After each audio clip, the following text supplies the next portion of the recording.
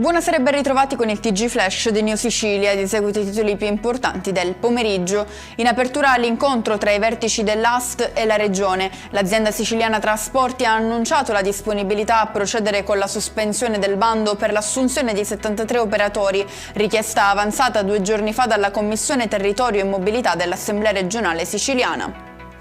Incendio in una palazzina di Corso Matteotti a Giarre, in provincia di Catania, 10 le persone intossicate dal fumo, tra loro anche una neonata. Nel rogo avrebbero perso la vita alcuni animali domestici rimasti intrappolati tra le fiamme.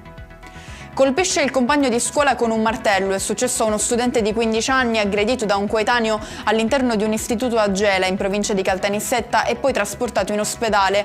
Pare che l'aggressione sia avvenuta in un contesto di presunto bullismo.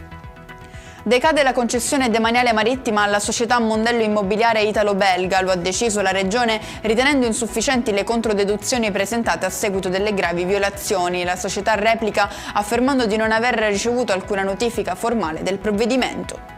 Chiudiamo con il meteo. Il sole continua a regnare sovrano sulla regione con temperature in linea con quelle degli ultimi giorni. E con questo è tutto. Prossimo appuntamento domani alle 13:30. Grazie per averci seguito e buon proseguimento di serata.